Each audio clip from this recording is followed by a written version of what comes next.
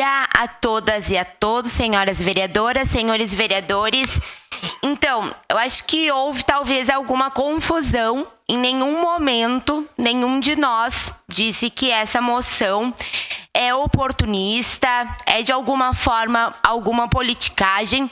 Inclusive, porque para nós é muito tranquilo o voto favorável a ela. Nós votaremos favoráveis a esta moção, porque no meu entendimento, ela é uma continuidade a algo que o governo Tarso já havia feito em 2014. O questionamento da dívida foi feito pelo governo Tarso em 2014. Como disse o vereador Bressan, foram poucos os governadores do estado que questionaram o pagamento da dívida aqui no Rio Grande do Sul.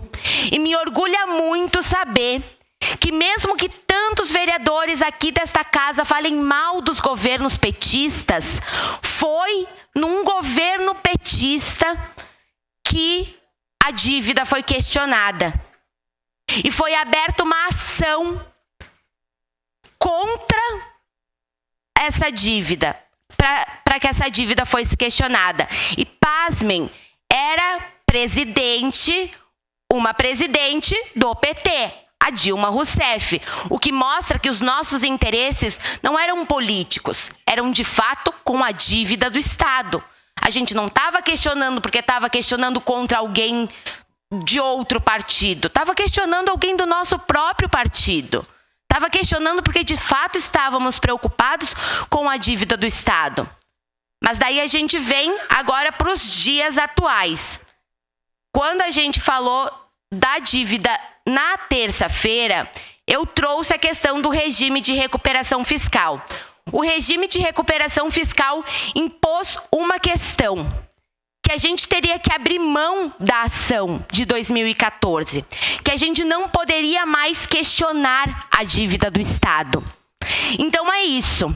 Se a gente fala, vereador Bressan, de forma tão indignada, que é ruim a gente não poder questionar a dívida, que os governadores não questionaram a dívida, por que a gente concorda que um presidente, o presidente Bolsonaro, impôs no regime de recuperação fiscal que agora a gente é obrigado, é taxativo, que a gente não poderá mais questionar a dívida e que a ação que tramitava de questionamento da dívida agora não poderá mais tramitar. Então, esses questionamentos são importantes a gente fazer. E é isso. Essa contradição dos bolsonaristas que vêm aqui falar que a gente está pagando uma dívida que já não é mais nossa, uma dívida que a gente já está passando do valor, de fato está passando, mas a gente não deixou de pagar devido a uma liminar 16 bilhões. Além de não perdoar os juros, o Bolsonaro passou de 16 bilhões para 32 bilhões, ou seja, ele duplicou o valor da dívida.